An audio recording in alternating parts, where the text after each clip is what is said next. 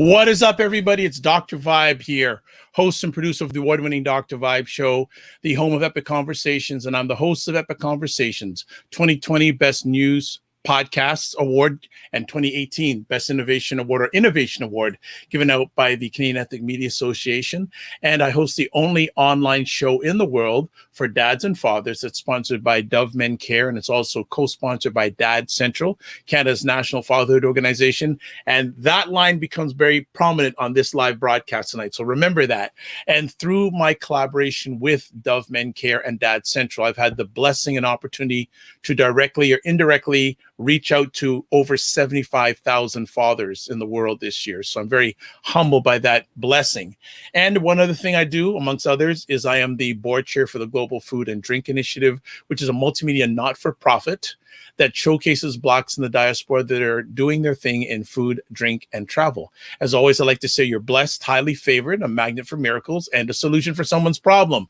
And one of the many hats I wear that you don't know about, you're going to find out another one. If you follow me for a bit, you know about this one too. I love hosting conversations with fathers from all around the world, or those who are passionate about fatherhood. And we have another new friend on the Dad's Talking journey tonight. So we're going to be speaking with Gary Barker. He's a PhD, a leading global voice in engaging men and boys in advancing gender equality and positive masculinities. He's the CEO and founder of Promundo, which has worked for 20 years in more than 40 countries around the world. Beginning in low-income areas of Rio de Janeiro, Brazil, Promundo approaches have been incorporated into ministries of health and education around the world. The organization is a global consortium with members in Brazil, United States, Democratic Republic of Congo, and Portugal. Hey, how come not in Canada? We're going to have to work on that, by the way. He's a co-founder of MenCare, a global campaign working in 45 countries to promote men's involvement as caregivers, and co-founder of MenEngage, a global alliance of more than 700 NGOs. He co-created and leads the International Men and Gender Equality Survey, the largest ever survey of men's attitudes and behaviors related to violence, fatherhood, and gender equality. He's a co-author of the 2015, 2017, and 2021 State of the World Fathers Reports. He's advised the UN, the World Bank, numerous national governments, and key international foundations and corporations on strategies to engage men and boys in promoting gender equality. In 2017, he was named by Apolitical as one of the 20 most influential people in gender policy around the world. He is a Ashoka Fellow and received the Voices of Solidarity Award from Vital Voices for his work to engage men for gender equality. He holds a PhD in Developmental Psychology, and I don't know if he sleeps. After all of that, I don't know if he sleeps, but let us bring to the digital stage for the first time and not the last time. Hello, Mr. Gary. How are you? How's it going? I have not been sleeping, but now and then. Glad to see you. Right back at you. How you doing today?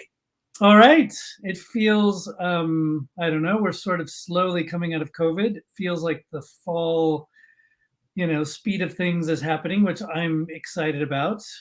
So good. Good, fantastic. Well, we don't have a lot of time, so I'm going to make the most of what I have with you during this time. Let our audience, I always like to do with friends the first time they come on, a little bit about your background. We've heard a lot of great professional stuff. Where did you grow up? Life as a younger Gary? What was that all about? Yeah, well, I didn't have a lot of choice but to do this work on positive masculinities.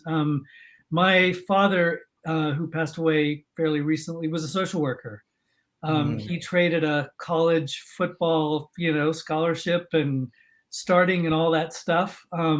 Traded that to be a social worker. My siblings are adopted. We had foster kids. Wow. All throughout my childhood. So to me, manhood was about caring. And my dad lived it. He brought it home. It was his profession and his calling. And so I feel like as a role model, I feel blessed with that. That contrasted, part of my childhood, I was raised in suburban Houston, Texas. You can probably call to mind some images that involve pickup trucks and guns, and all that stuff was there. And I, including witnessing a shooting in my high school. Wow. Just access to guns. It was one young man. Anyway, I won't go into huge detail there, but one young Right. man killing another. And the lack of calling out, how was it we were raising boys and young men, and still do in this country. Not by coincidence, I ended up going into Peace Corps and lived in Central America, where one of my foster sisters is from, and ended up living in Latin America for about 20 years. My trajectory went from working with street children, and I moved to Brazil in the early 90s to coordinate a study on girls who were being sexually exploited on the streets in Rio de Janeiro and Recife. And it wasn't very long into that study that I kept saying, we know the trajectories of the girls who are being exploited. What about the men who are the exploiters? And what about the men who are in the same places, the bars and wherever, who don't think it's okay? Where are the good men in these moments? And I kept asking that question in a really, really annoying way until I got some funders to fund work to say, we got to talk to men. And how do we promote healthy masculinity? And not that we had to bring it there, it was already there in households trying to make it, men trying to show the right way, young men who got out of gangs and helped their brothers get out. And in my own life, at the same time, I became a father. When I was working on my PhD in Chicago, my Brazilian wife Brazil has 5 months paid maternity leave. Since the 80s. Wow. So progressive for that. The US has 0 days guaranteed paid leave, as you well know. So I'm doing my PhD, and my Brazilian wife says, how did you bring me to this backward place called the US that offers no leave?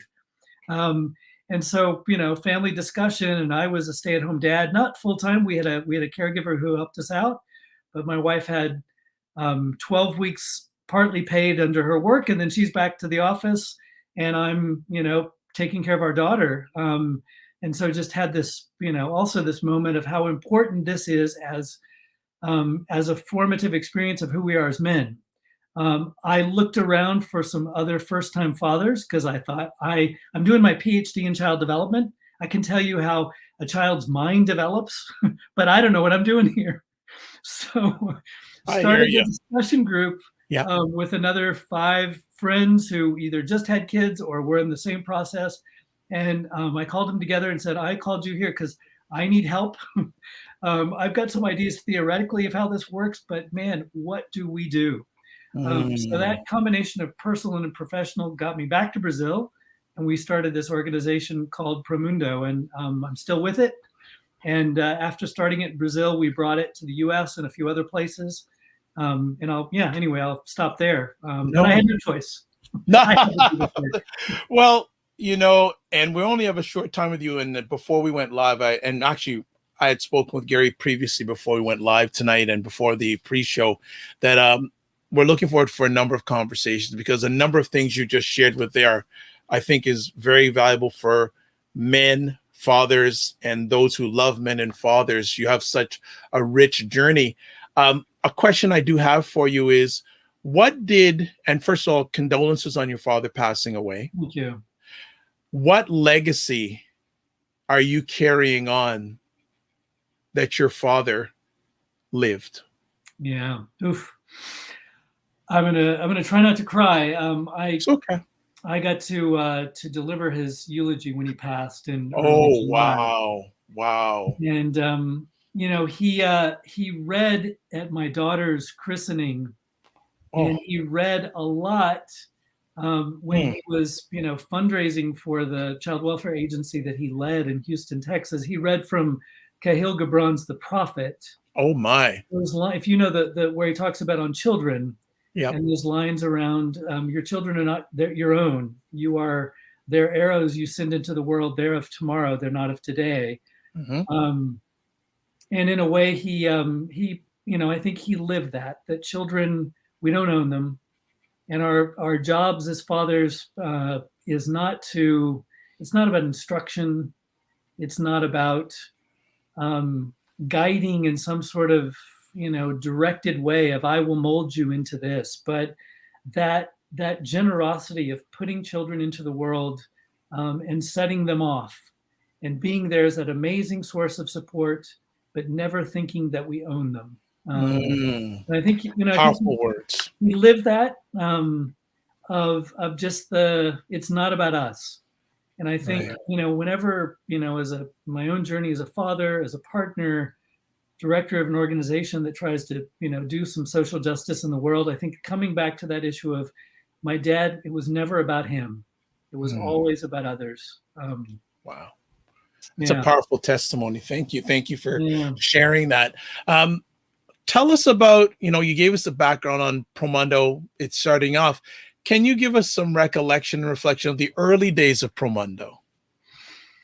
Yeah, I was doing my PhD research on looking at young men's trajectories in and out of gangs, and I did part of that in Chicago and the U.S., which has, some of the highest homicide rates, and that homicide is very concentrated in low-income, mostly communities of color. And then I did part of that work in Brazil with young men in favelas. And I think the wake-up call is it's so easy to look at low-income communities, and particularly low-income communities of color, and think that men here are inherently violent. That in the language that we use to talk about often violent affected communities in many parts of the world is so full of racist language, of classist language, of deficit-based language. And for me, it was striking, or not, it should not even be surprising, just how many stories of caring fathers and caring men are everywhere if we just dare to look at them. And so, my conversations with young men around, I'd like to talk to some young men who have found ways to stay out of gangs and how they did it. There was no shortage of stories. Obviously, gangs cause lots of violence. Police brought even more. But the number of stories of caring nonviolent men compared to the stories of violent men, they far outnumber.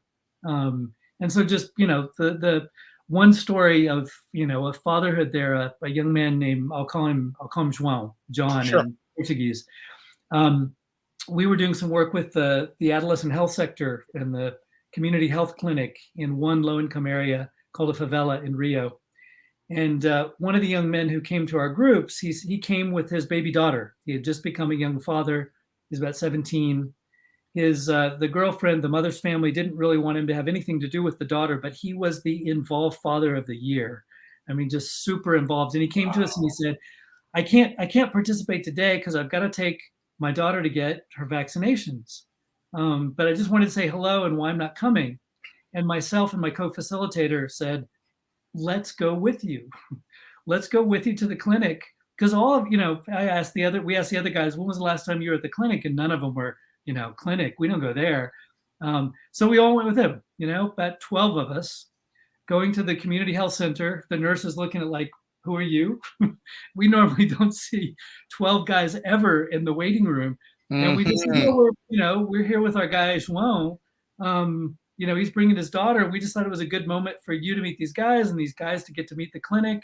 And she kind of looked at us and went, of course, you're welcome. But how to make, just how to make visible, how to make normal, and just those stories. I don't think we as the adult facilitators, the staff of Promundo, our best work came from when we listened to the stories of young men, adult men who lived healthy, caring, involved fatherhood, healthy masculinity. That was the loudest thing to me. In spite of all the violence around us, the loudest thing to me was, the stories of caring manhood that were all around us. That's fantastic. I just want to highlight one of the many things your great organization does, the State of the World Fathers report. Can you give a little background on how that started? And now it seems you've done your third one. And don't worry, folks, we will get Gary or a representative from the organization to come on and talk about it more deep dive. But Gary, if you could just give us a high level overview on how did that get started and how's it, what's some things that you found out over the years about that report? Yeah. When we started doing some global advocacy of thinking, how do we get the conversation around healthy masculinity and men as allies for women's equality? How do we get that into the UN, international donors, national governments? The most of the conversations, most of the action at the UN, et cetera, on the topic has been around engaging men to prevent violence against women, which is vital. And that's, probably half of what we do as an organization. That's an urgent need. We're not done with it by any means. But we said, we need some other flavors, some other channels that we bring men into this conversation. And that, there is a lot of amazing fatherhood work around the world.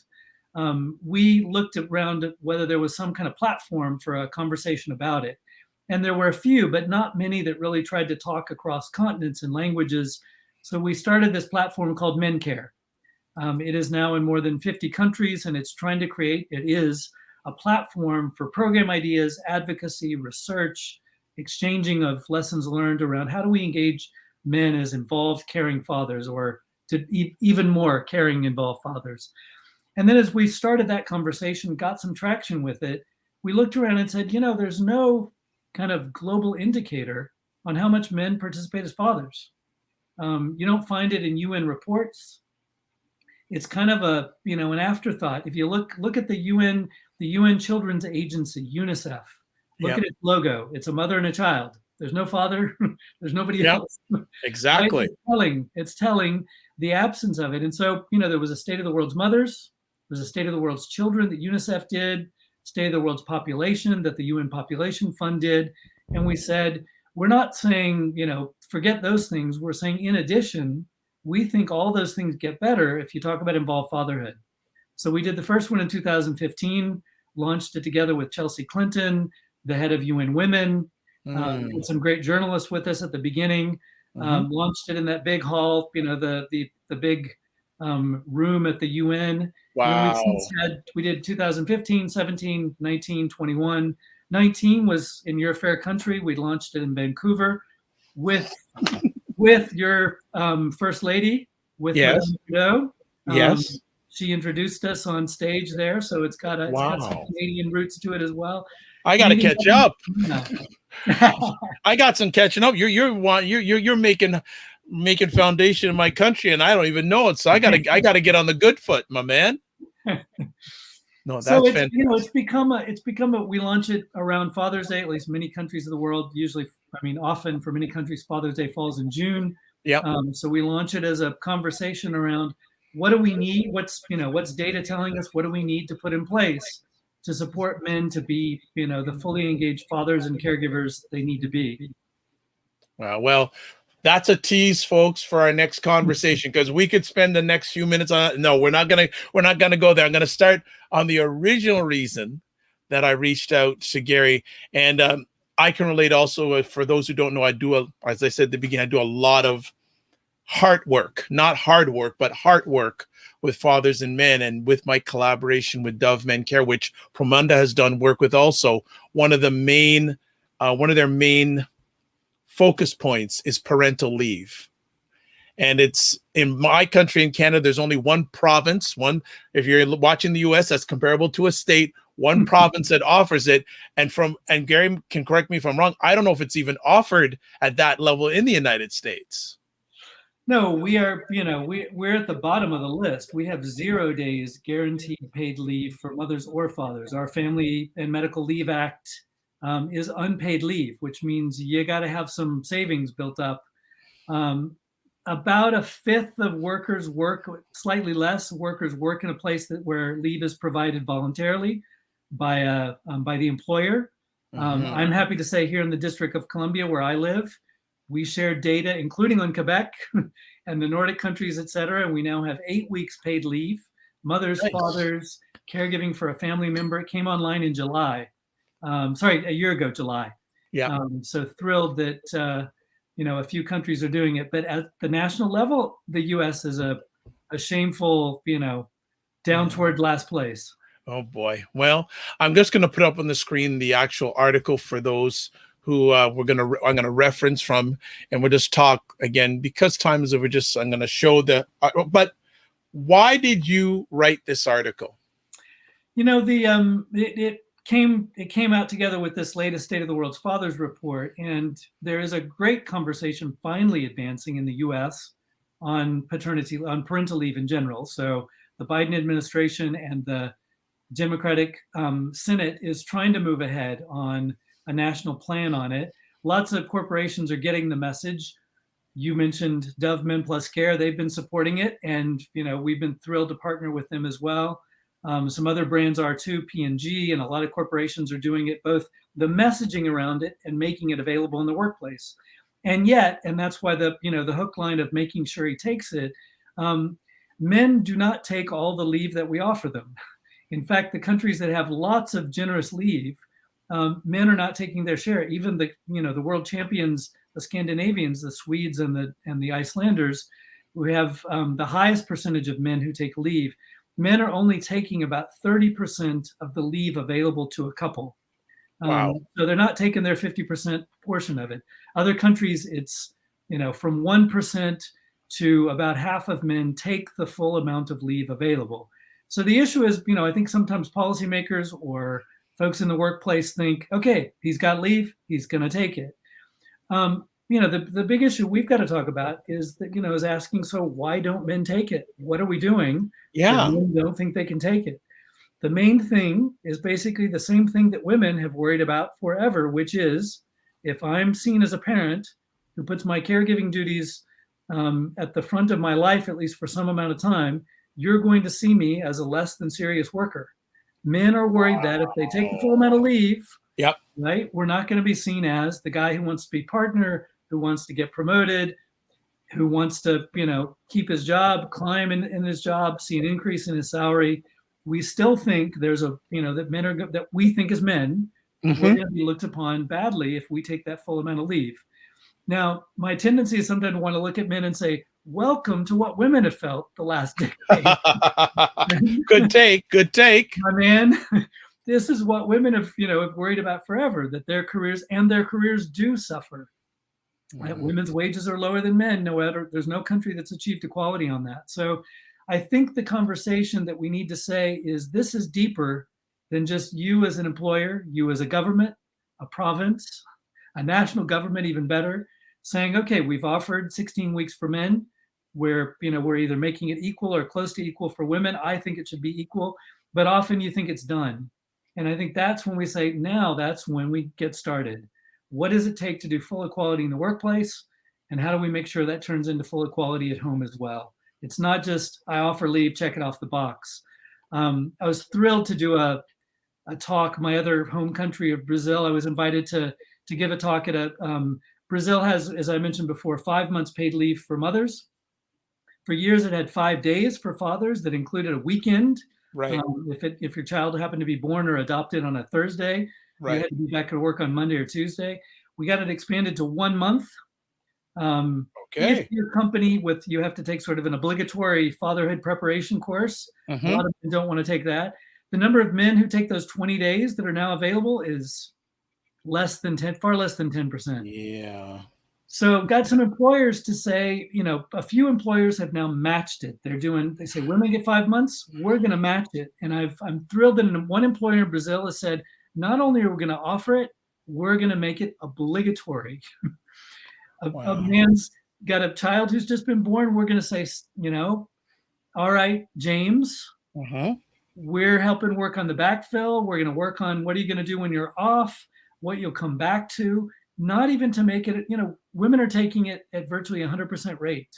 So I think it's that kind of nudge that we need to make sure that men take it, that they take it, they use it, and that it becomes a life-forming experience. Anyway, I said a lot about that. No, that's fantastic. A number of questions or conversation pieces I have for you. Why do you feel corporations are beginning to see the light in regards to giving paternity leave? And another question on top of it, how much, if any, has the pandemic had on that thought process? Yeah, good question. I mean, even before, I think some progressive workplaces, at least in a few pockets of industries, the tech industry on the West Coast in the US, some of the finance industry in the East Coast in the US, a lot of progressive companies figuring out that, the millennials valued this, that there was a desire for gender equality and dads were demanding it. And you could figure out that if you were an employer trying to attract good talent, you were looking at some numbers in terms of turnover and seeing that both men and women were leaving your firm when they had their first child. or a second one, or a child with a special need.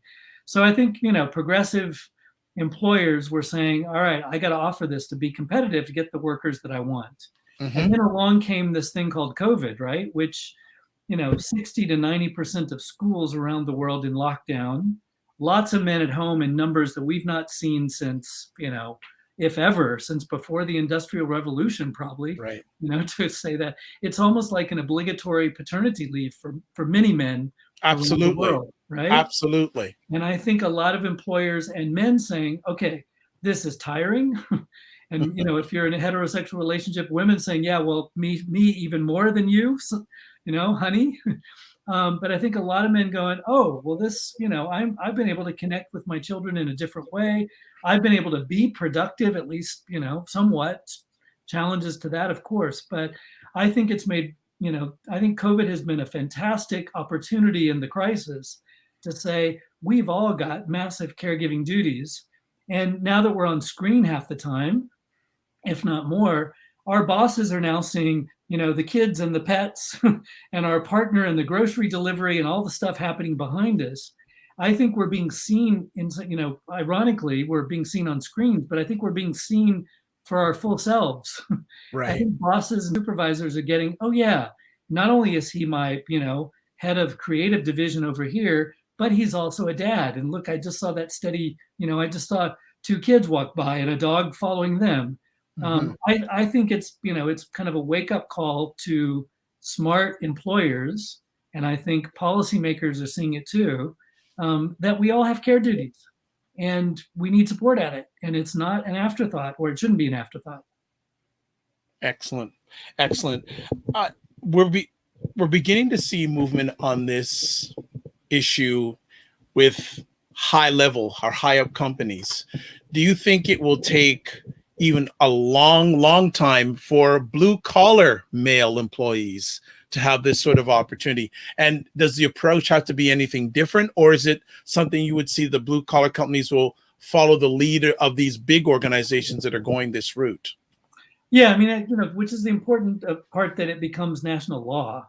I think building into, that all employers have to offer it, that if you're on a payroll, there's a payroll tax that's going into covering the amount that will, that's been the Scandinavian, not just Sweden, the whole Scandinavian model for years, right? Is that you're on a payroll and an amount goes, part of your payroll tax that covers Social Security and all the other things, covers some time that you'll be off when a child comes along, or when you adopt, or when you have I think it's even better when it includes other caregiving. So I think, to make this available for all of us, the best is when it's nationally, it's in national law, or provincial or municipal, if that's the case. Right. National, even better. And that is the risk when corporations do it voluntarily. And I think we've got to hold them accountable to say, it's not just the guys in the C-suite or the ones in your HQ in wherever that might be, Toronto or Geneva or New York, but that it's got to be everybody. And particularly if you're a corporation that does a lot of outsourcing and has, 20 other firms that do lots of outsourcing for you, that you need to say, hey, we want you to offer it for all your workers as well. And we've got the gig economy workers that we got to think about. A couple of cities, trying to figure out, how do we set up social insurance packages for those who are in the gig economy for lower income countries in the world. I talked about the Brazil example. 30-40% of Brazil's workers are informal sector stuff. So there, the importance of cash transfer programs, other means that you offer some financial support for childcare, as well as for some paid leave for both parents when a child comes along. But we know how to do this. I don't think we can let government say, oh yeah, we don't know how to do it for that sector of worker, or let employers say, I don't know how to reach those folks. I just know the folks on my payroll. And to say, no, we're smart enough to get this. You can deliver, my book to me in 24 hours. We are smart enough to figure out how to design a policy that can get to every worker, including that woman who delivered the book to me yesterday. That's great. That's great. In your heart work, because I don't want to call it hard work, are the thoughts of paternal leave different in different countries, or are you seeing a forward movement in all the countries that you deal with, or are some more seeing the light than others? Yeah. I mean, there are huge differences around the world in terms of how normal it is, how much is expected that we as men do our share of the care work. There's some countries where, men's share of the daily care of children and of homes is a fifth to a tenth of what women and girls do. It is important to say no country in the world has achieved equality on that. So for all of our work in parts of the global north and Western Europe and North America, no country, some households may have achieved it for sure, but on average, no country's got equality on that. So yeah, there's big differences of how in countries where it's expected that men do this. Typically what it goes along with is the more women are in the paid workplace, and there is typically more demand on men to do more of the hands-on care work. Now it works in the other direction too, where men do more of the care work, women can be in the paid workplace. So correct. Both things, but I think we see it more in countries where women have been in paid work outside the home in bigger numbers. That's where you kind of start to see more advancing on that topic. But I don't want to make a blanket statement. If you say, no, well, understood. Yeah, South Asia, there's a long way to go for men to do their share of care work, and yet millions of stories of men who see their role as a lot of care for children, care of children, and a lot of physical contact with and responsibility and sense of that you're the most important thing in my life, even if they may not be pitching in, doing their share in terms of the time. Right. So I think it's important that we don't kind of say we got this figured out in North America and Europe and other parts don't. I think we have huge gaps to fill as well. One of the concerns I have when it comes to seeing paternal leave moving forward is everything these days, even if it's not supposed to, becomes politicized. Yes. Are you seeing this subject become politicized, even though it's about the family, human beings? Are some governments taking a political approach to this instead of be a better human approach? This one feels like I'm gonna risk it and say I think we're winning the battle on this one. Okay, good. It does feel less politicized, and I think COVID has certainly been a huge wake up call for that. And I do think that even folks on the conservative side of the spectrum will say, yeah, we're pro family.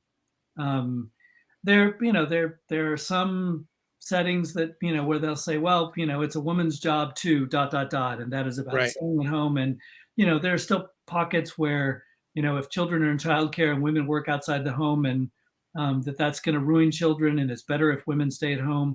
But I think women are leading the call to end that silly myth. So I do think this one's become less politicized. Nice. Our biggest obstacles on it for a long time was the corporate sector that said, this is going to cost jobs, it's going to cost us profits, it's too expensive.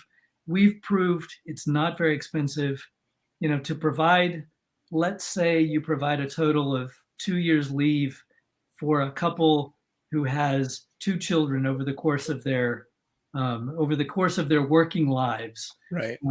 Which is 40 plus years. Us as an employer and a society saying we're going to pay for 2 years for you to be caregivers for that child, that is not a big deal. We can pay for that. And I think, I think the numbers have shown that the payroll tax required to provide paid leave it's a rounding error compared to lots of other things we pay for. It's real. It's usually 1.5% or 2%. But in terms of what it pays for, of reduced turnover, better retention, better worker productivity, workers who like working with you, it pays for itself. So I think we've won it. I won't declare premature victory, but I think this one, we got a momentum going for us. How much has the impact of millennials' thoughts on this had on the advancement of this moving forward? Yeah. The data from, the surveys that we've done or looked at from US, Canada, parts of Western Europe, in particular, we've got data on other topics from other parts of the world, but most of the kind of millennial, there's a huge demand for millennials saying we want equality. We want it at home, we want it at work. And I think that that energy is good for us. Being called out as the older generation of saying, make it happen in terms of equality is a great thing. In the US, fully 80+% of millennials say we expect, if in a heterosexual household, we expect when we have children that we will equally share this. Now, only about a third of millennial households say they achieve that. Right. And then when we ask them, why haven't you achieved that, what you want, those 50% or so who say they haven't achieved it say workplace policy, lack of childcare, are kind of the two big ones. So I think that, the energy, that the push of kind of, we want equality, we want it now, is a burning motor coming from the millennials. And I think, smart employers, smart politicians would do well to pay heed to that. Excellent. Well, as we start to wind down our quick conversation, any final words you have for the audience out there in regards to men, women, their approach to parental leave, and what are you excited about in the future for Promundo? I think we're learning how to do this. It's, most of us, our parents didn't do this equally. So, I think we've got to give ourselves some wide berth, laugh a lot, figure out the heart part and the hard part, to use your expression there, of how do we get to equal at the workplace and at home, and to, understand this is going to take us a while to figure it out and do it well. I'm excited about a piece that we're working on, which is we want to take this conversation younger.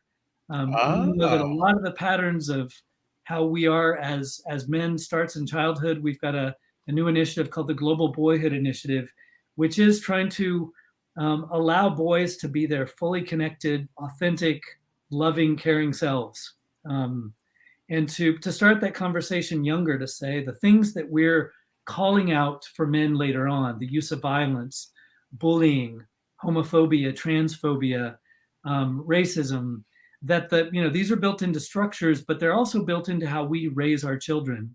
And a belief that we need to start early with those conversations. So excited about where we're taking off with the Global Boyhood Initiative, and having conversations, including with some partners in Canada, the folks at Blueprint at University of British Columbia, if you know them. Yes.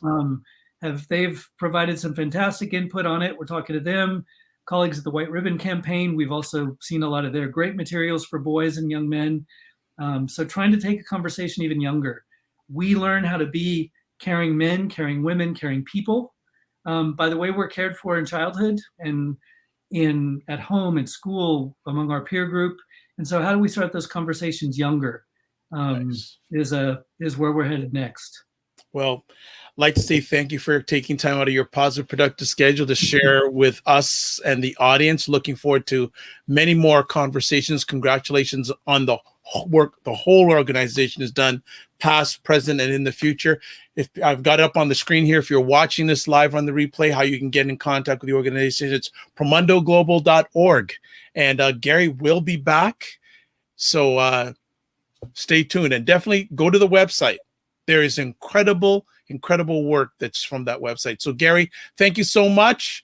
Look forward to hearing back from you soon, and to you and the organization and your family and loved ones. Be safe and give yourselves grace. Thanks, man. Thanks for having me, and thanks for all you do. Appreciate it. All right, folks, that was an incredible conversation. Gary, I can only get him for a few minutes, but next time I'm going to see if I can get more of him.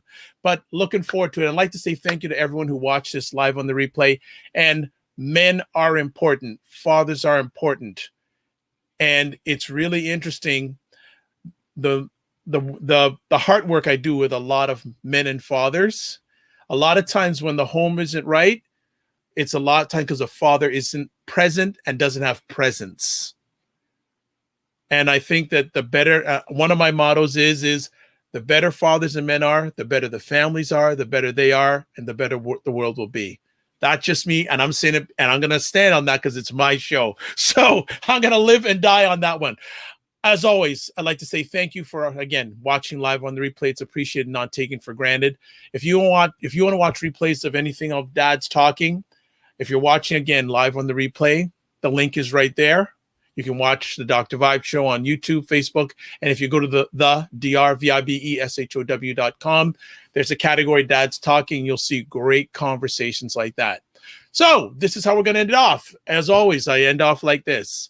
Live your life as a dream. If you can dream it, you can make it. Sometimes you have to get small to get stronger. Block assumptions, then aim bigger, aim better, aim higher, aim wider. Love, faith, and respect, and remember to give yourselves grace. All right? God bless. Peace you well. Keep the faith and walk good. Bye-bye, everybody, and thanks for watching.